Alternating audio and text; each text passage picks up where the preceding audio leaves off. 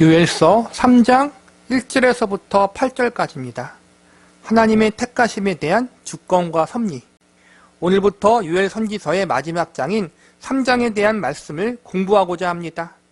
요엘서 1장은 하나님 앞에 범죄한 이스라엘 백성들을 향한 하나님의 징계와 심판의 메시지가 주된 내용이었고, 요엘서 2장은 죄를 뉘우치고 회개한 자들에게 주시는 하나님의 용서와 회복의 은혜에 대한 내용이 기록되어 있습니다. 오늘부터 배울 요엘서 3장에서는 크게 두 가지 메시지가 포함되어 있는데, 하나는 하나님의 백성들을 괴롭혔던 이방 민족들을 향한 하나님의 심판의 메시지와, 또 하나는 택하신 하나님 백성들의 완전한 회복과 구원에 대한 메시지입니다. 오늘 우리가 배울 요엘서 3장 전반부는 하나님 백성들을 괴롭혔던 이방 민족들을 향한 하나님의 심판의 메시지가 기록되어 있습니다. 성경에 보면 이방 민족을 향하여 크게 두 가지 관점을 가지고 접근하는 것을 배울 수 있습니다. 가장 먼저는 하나님을 거절하고 우상을 섬기며 하나님의 백성들을 괴롭히는 악한 세력, 궁극적으로 하나님의 심판을 받아야 할 죄악된 존재로 보고 있고, 또 하나는 그들도 결국에는 하나님의 은혜가 필요한 자들이고 회개하고 구원받아야 할 불쌍한 존재들로 보는 관점이 있습니다. 우리가 배우는 요엘서에서는 이방 민족을 향하여 주로 하나님을 거역하고 하나님 백성들을 괴롭히는 악한 세력, 영원히 멸망당함이 마땅한 존재로 그려지고 있습니다. 하나님이 이스라엘 민족이 범죄할 때마다 가장 자주 사용하신 징계가 가뭄과 기근 등과 같은 자연재해가 있고, 또 하나는 주위의 이방 민족들의 침략을 당하게 하는 것입니다. 이스라엘 민족은 사방이 다른 민족에게 둘러싸여 있는 나라였습니다. 바다 쪽에는 블레셋 민족이 있었고, 반대편인 광야의 위쪽에는 아람과 모압과 암몬 족속이, 광야 아래쪽에는 에돔과 미디안 족속이 자리 잡고 있었습니다. 역사적으로 하나님의 말씀에 순종하며 믿음으로 살아갈 때에는 이스라엘 민족을 강하게 하사 주변 이방 민족들을 물리치게 도와주셨고, 반대로 하나님 말씀을 거역하고 불순종했을 때에는 국력을 약하게 하사 다른 민족들에게 침략을 당하고 괴롭힘을 당하게 하셨습니다. 하나님은 이방 민족들을 범죄한 하나님의 백성들을 혼내는 징계의 도구로 사용하셨던 것입니다. 그런데 문제는 하나님이 허락하신 선을 넘어서 이방 민족들이 하나님 백성들을 너무 심하게 괴롭혔다는 것입니다. 하나님은 조금만 혼내도록 허락하셨는데 그들은 자신들의 이익과 쾌락을 채우기 위해서 하나님 백성들을 너무 심하게 압제했던 것입니다.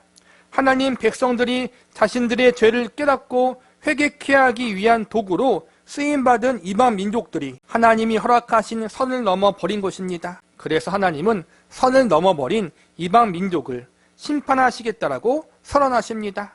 다음 시간에도 배우겠지만 여기서 하나님의 백성과 이방 백성들을 대하시는 하나님의 차별적인 은혜가 나타납니다. 하나님 백성들에게 있어서 징계는 사랑이 전제되고 회개와 회복을 주기 위한 은혜의 심판입니다. 그러나 이방 백성들에게 있어서 징계와 심판은 영원한 저주와 죽음과 형벌의 심판입니다. 하나님 백성들에게 있어서 심판은 언제나 회개할 수 있는 기회를 주시고 그들을 죄에서 구원하고자 하는 의도가 전제되었지만, 이방인들을 향한 심판은 또 다른 기회가 주어지지 않는 영원한 멸망과 죽음이 전제된 심판입니다. 하나님 백성들을 향한 하나님의 심판은 사랑과 은혜가 전제되었고, 이방 민족을 향한 하나님의 심판은 정의와 공의가 전제된 심판인 것입니다. 우리가 배우게 될 요엘서 말씀이 이러한 구조로 되어 있다는 사실을 인지하시고 말씀을 공부하시는 것이 도움이 되실 것입니다. 우리는 오늘 이방인의 심판의 메시지를 담은 본문 말씀을 통하여 다음과 같은 사실들을 배울 수 있습니다. 첫 번째로, 하나님은 사람들 스스로가 행한 그대로 심판하신다는 것입니다. 본문 2절을 보시기 바랍니다. 내가 만국을 모아 데리고 여호사밧 골짜기에 내려가서 내 백성 곧 내 기업인 이스라엘을 위하여 거기서 그들을 심문하리니 이는 그들이 이스라엘을 나라들 가운데 흩어버리고 나의 땅을 나누었음이며, 여기서 보니까 하나님이 만국을 모아 여호사밧 골짜기로 데리고 가서 심문하시겠다라고 나와 있습니다. 이 말씀은 두 가지 의미가 있습니다. 하나는 하나님의 백성들을 괴롭힌 이방 민족들을 하나님이 심판하시겠다라는 선언이고, 또 하나는 역사의 마지막 날 하나님이 모든 민족과 사람들을 심판하시겠다라는 예언입니다. 우리는 지금 신약 시대를 살고 있는 사람인지라 지나간 구약 시대의 역사에 대해서 아주 잘 알고 있습니다. 지나간 구약의 역사를 살펴보면 하나님은 유엘 선지자를 통해서 선언하셨던 심판, 이스라엘 민족을 괴롭히던 이방 민족들을 향한 심판들이 모두 다 이루어졌다는 사실을 배울 수 있습니다. 본문 4절을 보시기 바랍니다. 두로와 시돈과 블레셋 사방아, 너희가 나와 무슨 상관이 있느냐? 너희가 내게 보복하겠느냐? 만일 내게 보복하면 너희가 보복하는 것을 내가 신속히 너희 머리에 돌리리니. 4절에 나오는 두로와 시돈, 블레셋 민족은 이스라엘 백성들 근처에 살았던 민족이었습니다. 오늘 본문에서는 세 민족만 언급하고 있지만 이 민족 외에 참으로 많은 이방 민족들이 이스라엘 백성들을 괴롭혔습니다. 그래서 다른 선지서나 성경을 보면 이 세 민족 외에 다른 이방 민족을 심판하시겠다라는 예언들이 기록되어 있습니다. 오늘 본문에 기록된 이 세 민족은 하나님이 반드시 하나님 백성들을 괴롭힌 세력들을 심판하시겠다라는 단호한 의지를 보여주기 위해서 대표적으로 불려나온 이방 나라들입니다. 이들만 심판하신다는 것이 아니라 이들을 비롯해 하나님을 거역하고 하나님의 백성들을 침략했던 모든 이방 민족들을 심판하겠다라는 의지가 담겨있는 말씀인 것입니다. 실제로 구약시대에 지나간 역사를 보면 두로와 시돈, 블레셋은 모두 멸망을 당하게 됩니다. 다시는 나라를 이루지 못합니다. 오늘 본문에 나와 있지 않지만 암몬, 모압, 에돔 등과 같은 나라들도 모두 멸망을 당하게 됩니다. 그리고 가장 강력했던 나라였던 아수르 제국과 바벨론 제국 역시도 멸망을 당하여 역사의 뒤안길로 사라져 버리게 됩니다. 인간들의 눈으로 볼 때 모두 전쟁으로 인하여 다른 나라들과의 싸움으로 인해서 이방 민족들이 멸망당한 것처럼 보입니다. 그러나 성경은 그들이 가장 잘 나가고 번성하고 있을 때 그들의 멸망을 미리 예언하심으로 이 심판이 우연이나 인간적인 분쟁에 의해서가 아니라 하나님에 의해서라는 사실을 정확하게 알려주십니다. 그들이 심판받는 가장 직접적인 이유가 무엇입니까? 바로 하나님의 백성들을 괴롭혔기 때문입니다. 본문 3절을 보시기 바랍니다. 또 제비 뽑아 내 백성을 끌어가고 소년을 기생으로 바꾸며 소녀를 술과 바꾸어 마셨음이니라. 이 말씀은 왜 그들이 심판받아야 하는지를 알려주는 내용입니다. 내용을 보니까 이방 민족들이 이스라엘 나라를 침략해서 사람들을 끌고 가서 노예로 팔아버린 일을 지적하고 있는 것입니다. 그것도 어린 소녀, 소년들을 잡아다가 팔아버렸습니다. 술과 기생을 언급하는 것은 그들이 자신들의 쾌락과 즐거움을 위해서 어린 아이들을 인신매매했다는 것을 보여주는 것입니다. 하나님께서 범죄한 이스라엘 백성들을 깨닫게 하기 위해서, 그들의 잘못을 뉘우치게 하기 위해서 잠시 징계의 도구로 사용했더니 그들이 이스라엘 백성들보다 더 악한 행동을 하고 더 큰 죄를 지었습니다. 더욱이 하나님이 허락하신 선을 넘어 이스라엘 백성들에게 선을 넘어선 악한 짓을 행했습니다. 그래서 하나님은 그들이 행한 대로 심판하시겠다라고 말씀하십니다. 하나님 백성들을 괴롭혔다는 것은 하나님께 대적했다는 것과 같은 것입니다. 성경은 하나님의 백성 이스라엘 민족을 향하여 하나님의 눈동자라고 자주 표현합니다. 스가랴서 2장 8절에 보면 이렇게 선언하십니다. 만군의 여호와께서 이같이 말씀하시되 영광을 위하여 나를 너희를 누력한 여러 나라로 보내셨나니 너희를 범하는 자는 그의 눈동자를 범하는 것이라. 하나님의 백성들을 범하는 자는 하나님의 눈동자를 범하는 것과 같다고 말씀하십니다. 우리가 아프거나 위협을 느낄 때 제일 먼저 반응하는 신체 기관이 바로 눈입니다. 위기의 순간 제일 먼저 우리는 눈을 감거나 손으로 눈을 가립니다. 그만큼 눈을 귀하게 여기고 보호하려는 것이 사람의 본능입니다. 하나님이 지금 이스라엘 백성들을 그렇게 귀하게 여기고 보호하신다는 것입니다. 하나님의 눈동자와 같은 하나님의 백성들을 괴롭히는 것은 곧 하나님을 대적하는 것과 같은 것입니다. 하나님은 그분의 백성들을 괴롭히는 자들을 반드시 심판하십니다. 오늘 본문에서 언급하는 이방인들의 심판은 1차적으로 이스라엘 백성들을 괴롭힌 민족에게만 해당되지만 궁극적으로 하나님의 말씀을 거역하고 하나님을 대적한 모든 사람들을 향한 경고의 말씀이 됩니다. 하나님을 대적한다는 것은 궁극적으로 하나님 말씀을 듣지도 않고 하나님을 믿지 않는 죄를 이야기하는 것입니다. 하나님을 그들의 왕으로 그들 자신의 구원자로 믿지 않는 모든 이들이 하나님을 대적하는 범죄를 저지른 것입니다. 하나님은 하나님이 정하신 심판의 날에 하나님을 경외하지 않는 모든 세력들, 모든 사람들을 심판하실 것입니다. 예외는 없습니다. 그리고 이 심판은 다른 사람 때문이 아니라 스스로가 행하고 스스로가 죄악의 길로 선택한 결과입니다.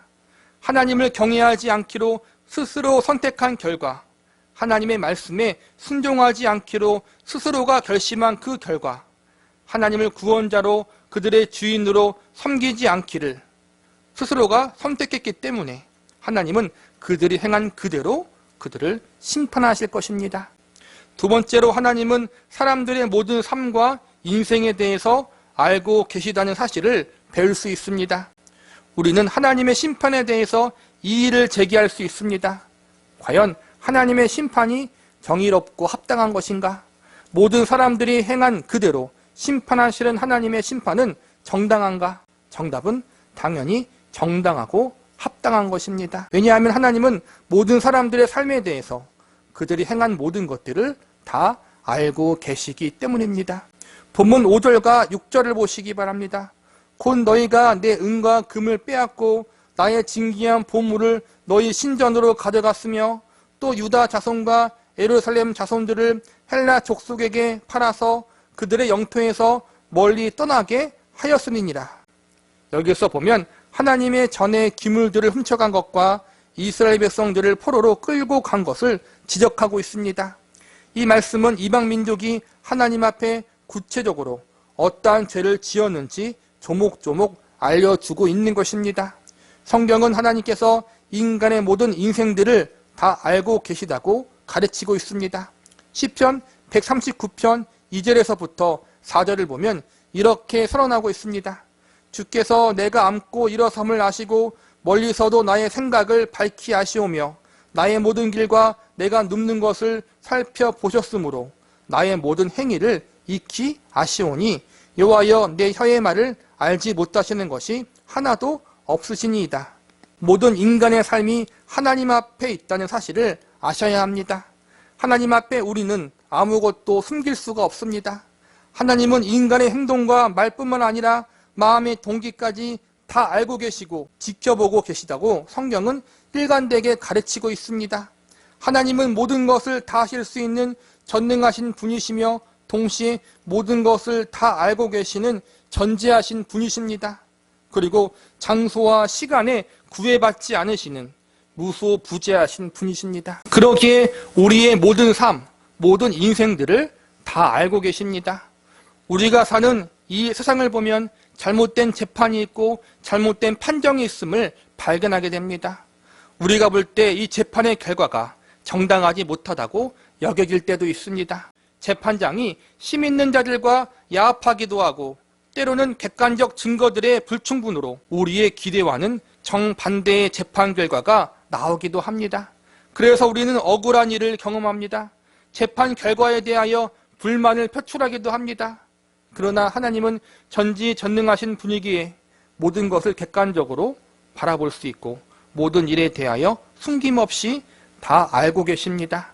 그러기에 하나님의 판결은 정확하고 한치의 오차도 없습니다. 하나님이 얼마나 정확하고 완전하신지 하나님이 지켜본 그대로 죄인들이 행한 그대로 갚아주신다고 선언하십니다. 본문 7절과 8절을 보시기 바랍니다. 보라 내가 그들을 너희가 팔아 이르게 한 곳에서 일으켜 나오게 하고 너희가 행한 것을 너희 머리에 돌려서 너희 자녀를 유다 자손의 손에 팔리니 그들은 다시 먼 나라 스바 사람에게 팔리라. 여호와께서 말씀하셨느니라. 이 말씀은 이방 민족이 하나님의 백성들을 향해 저질렀던 범죄와 온갖 만행들을 그들 자신들에게 똑같이 갚아주신다는 경고의 말씀입니다. 하나님이 그들이 행한 그대로 돌려주신다는 것입니다. 행한 그대로 갚아주신다는 것은 그들이 어떠한 일을 행했는지 모두 다 알고 계시다는 뜻입니다. 그들이 사람을 죽이고 잡아 팔았기 때문에 그들 자신도 똑같이 당하게 될 것이라고 선언하십니다. 무엇보다 하나님의 심판이 가장 합당한 이유는 그분 자신이 정의이고 가장 거룩하고 완전하신 분이기 때문입니다. 그분이 온 세상의 창조주요 주인이시기 때문에 그분의 심판은 가장 정당합니다. 사실 죄 중에 가장 큰 죄는 하나님이 모든 세상의 주인이라는 사실, 하나님이 나의 주인이라는 사실을 부정하는 것입니다. 나는 피조물이고 하나님이 창조주이시다. 하나님이 주인이고 나는 그분의 종이다. 이 사실을 잊어버리는 것에서부터 죄악이 시작되는 것입니다. 태초의 인류인 아담과 하와의 범죄가 바로 여기에서부터 시작됩니다. 선악을 알게 하는 나무의 열매를 먹지 말라고 하나님이 명령하셨습니다. 이 명령은 하나님이 주인이고 그들은 종이라는 사실을 기억하라는 것입니다. 하나님의 말씀을 듣는 것은 하나님이 그들의 창조주 되시고 주인 되심을 인정하는 것이고, 반대로 말씀을 어기는 것은 하나님이 그들의 주인 되시고 창조주 되심을 부정하는 것입니다. 결과적으로 아담과 하와는 그들이 피조물이고 종이라는 사실을 망각하고 그들 스스로가 주인 되려고 하다가 하나님 말씀을 거역하게 되는 것입니다. 인간들이 가지고 있는 죄의 뿌리는 결국 하나님의 주인 되심, 그분의 말씀, 그분의 판단, 그분의 결정이 가장 합당하다는 사실을 부정하는 것에서부터 시작됩니다. 하나님의 말씀에 이의를 제기하고 의문을 품는 것에서부터 인간의 죄가 시작되는 것입니다. 모든 것을 다 아시고 계시는 하나님은 모든 것을 주장하시고 모든 것의 주인 되시는 하나님이십니다. 그러기에 그분의 판결과 심판은 가장 합당합니다. 그리고 마지막 날 하나님은 모든 죄인들에게 가장 정의롭고 공의로운 심판을 행하실 것입니다. 지금까지 말씀을 정리하겠습니다. 본문 7절과 8절을 보시기 바랍니다. 보라, 내가 그들을 너희가 팔아 이르게 한 곳에서 일으켜 나오게 하고 너희가 행한 것을 너희 머리에 돌려서 너희 자녀를 유다 자손의 손에 팔리니 그들은 다시 먼 나라 스바 사람에게 팔리라. 여호와께서 말씀하셨느니라. 이 말씀은 하나님의 백성들이 점점 강성해지므로 하나님 백성들을 괴롭혔던 이방 민족을 이기게 될 것이라는 말씀입니다. 그래서 하나님의 백성들이 당했던 것들을 그대로 다시 돌려준다는 말씀입니다. 이 말씀의 핵심은 하나님 백성들은 심판 이후에 다시 회복되고 이방 민족들은 심판당에 영원히 끝난다는 것입니다. 오늘 본문의 시작인 1절을 보시기 바랍니다. 보라, 그날 곧 내가 유다와 예루살렘 가운데에서 사로잡힌 자를 돌아오게 할 그때. 이스라엘 역사를 살펴보면 이스라엘 민족은 아수르와 바벨론 제국에 의해서 멸망당합니다. 그리고 머나먼 이방 나라의 포로로 끌려갑니다. 멸망당한 이유는 하나님께 범죄했기 때문입니다. 그런데 하나님은 멸망당한 이스라엘 민족을 회복시켜 주시고 다시 고향 땅으로 돌아올 수 있도록 역사하십니다. 하나님의 백성인 이스라엘 민족은 참으로 많은 죄를 지었습니다. 그런데 그들의 마지막은 늘 언제나 회복입니다. 중간에 많이 혼나고 매를 맞지만 궁극적으로 이들은 회개하고 구원받게 됩니다. 그런데 이방 민족은 다릅니다. 하나님은 이방 민족이든 이스라엘 민족이든 모두에게 회개의 말씀을 선포하게 하십니다. 그리고 회개를 거절하면 하나님의 백성이든 아니든 모두 징계받게 되고 심판받게 됩니다. 여기까지의 과정은 모두 동일합니다. 죄를 지으면 회개를 촉구하시고 회개를 거부하면 심판을 받는다. 이 과정은 변함이 없습니다. 그런데 다른 것이 있으니 심판의 성격입니다. 하나님 백성들에게는 심판 이후에 언제나 회복과 구원이 약속되어 있고 이방 민족에게는 심판 이후에 그냥 끝입니다. 하나님 백성들에게는 사랑과 은혜가 전제된 징계가 내려지지만 이방 민족에게는 그냥 하나님의 정의와 공의를 실행하기 위한 엄중한 징계가 임하게 됩니다. 여기서 우리는 하나님의 차별적인 은혜를 발견할 수 있습니다. 우리는 흔히 하나님의 은혜와 사랑은 차별이 없다고 이야기합니다. 물론 차별이 없다는 것은 맞습니다. 그러나 차별이 없다는 것을 이야기하기에 앞서서 전제될 것이 있는데 그것은 택하신 하나님 백성들 안에서입니다. 그러니까 하나님 백성들 안에서 하나님의 사랑과 은혜는 차별이 없는 것이 맞습니다. 그러나 택하지 않은 자들, 불신자들, 이방인들을 향한 하나님의 사랑과 은혜에는 차별이 있습니다. 하나님이 차별하신다는 말의 의미가 왜곡될 수 있기에 어떤 목사님은 구별하시는 은혜라고 표현하기도 했습니다. 하나님의 택하신 백성이기에 거룩하게 구별하여 그들을 대하신다는 것입니다. 이러한 사실에 불편함을 느끼는 사람들도 있고 말도 안 된다고 항의하는 사람들도 있을 수 있습니다. 여기서 우리는 택하신 하나님의 백성과 아닌 사람들의 태도를 구별할 수 있습니다. 택함받은 백성들은 하나님이 그들을 죽이신다 할지라도 혹시나 그들을 버리신다 할지라도 그 하나님의 결정에 이의를 제기하지 않습니다. 왜냐하면 하나님의 결정, 그분의 말씀이 가장 합당하기 때문입니다. 하나님이 말씀하시면 그것이 가장 완전한 것입니다. 그러나 택함받지 않은 자들은 이러한 하나님의 결정에 항의할 수밖에 없습니다. 왜냐하면 자신들 스스로가 인생의 주인이라고 여기는 그들의 눈에는 그것이 불의해 보이고 정당해 보이지 않기 때문입니다. 하나님의 택하신 백성들은 회개하지 않아도 버리거나 포기하지 않고 회개할 때까지 기다립니다. 혼을 내긴 내셔도 언제나 사랑을 전제로 하고 있습니다. 그러나 이방인들은 회개하지 않으면 주저하지 않고 영원히 멸망시켜 버리십니다. 하나님 백성들에게는 구원을 위한 심판이지만 이방인들에게는 심판을 위한 심판, 영원한 저주와 멸망을 위한 심판입니다.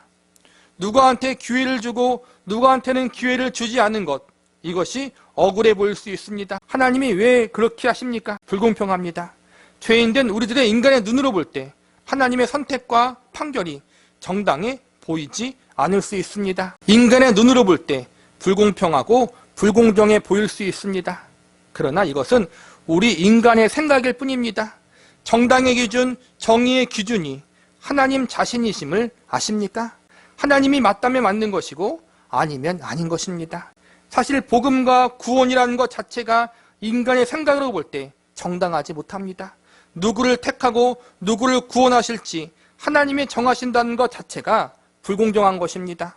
그러나 하나님이 창조주요 만왕의 왕이시기에 그분은 택할 자를 마땅히 택하시고 구원할 자를 마땅히 구원하십니다. 이것을 인정하느냐 안 하느냐는 것은 자유로운 선택입니다. 인간의 자유의지로 스스로 이런 하나님의 주인 되심에 복종할 것인가 대적할 것인가를 선택할 수 있습니다. 참으로 흥미로운 것은 결국엔 택하신 하나님의 백성들은 하나님의 권위에 복종하는 자리에 가고 이방인들 택하지 않은 자들은 권위에 대적하는 자리에 간다는 것입니다. 이 오묘한 신비를 우리는 설명할 수 없습니다.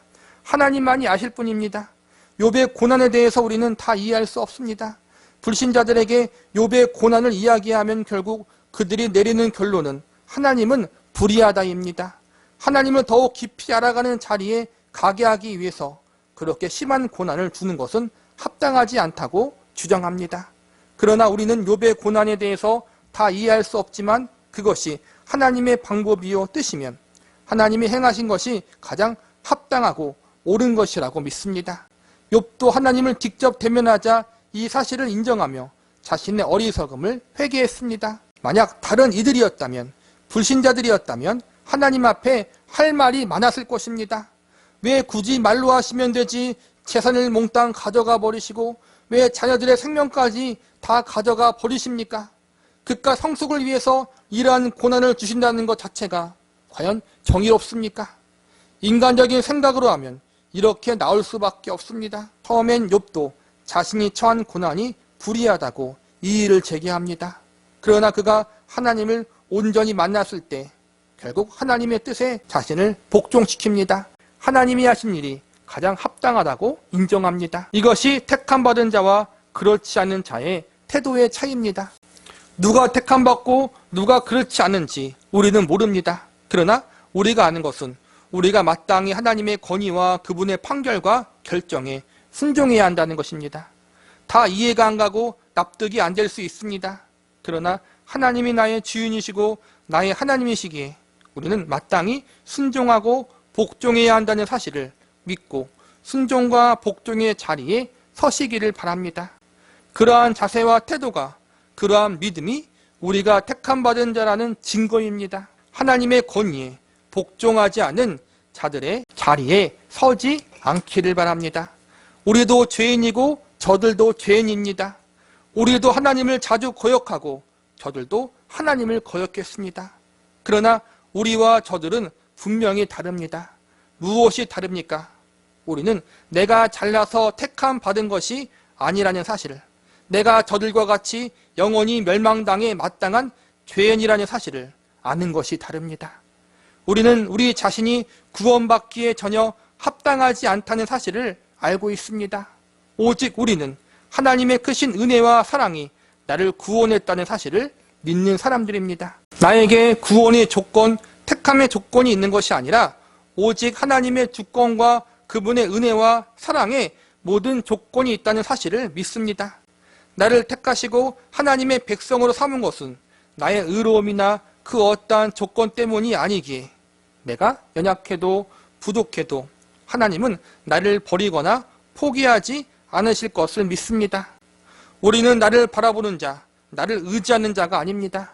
내가 아직 죄인 되었을 때 예수님을 보내어 나를 그분의 백성과 자녀로 삼으신 하나님, 그분의 일방적인 은혜와 강권적인 사랑이 나를 구원하셨습니다. 그래서 우리는 나를 자랑할 수 없는 존재들입니다. 우리의 자랑은 오직 나의 구주가 되시는 하나님과 예수님밖에 없습니다. 우리의 신앙의 헌신과 희생과 열심의 모든 원동력은 나에게 있지 않고 나를 은혜로 구원하신 하나님의 사랑에 근거로 하고 있습니다. 우리의 감사의 이유는 나의 의사와 상관없이 일방적으로 나를 구원해 주신 하나님의 은혜 때문입니다. 나에게 의견을 묻지 않으시고 강권적으로 나를 택하사 나를 그분의 양자로 삼으신 하나님의 사랑, 다른 이들에게 그들이 행한 대로 철저하게 심판하시는데 나에게 내가 행한 대로가 아닌 예수님이 행하신 대로 그분의 대속의 은혜로 대해주시는 하나님. 그래서 내가 아직 죄악의 자리에 있어도 나를 포기하지 않으시는 그분의 열심, 이 모든 것이 하나님을 찬양하고 노래하는 이유입니다. 유엘서 말씀을 통해서 저와 여러분을 향한 이러한 하나님의 크신 사랑, 지극히 큰 은혜를 발견할 수 있는 저와 여러분이 되시기를 간절히 바랍니다.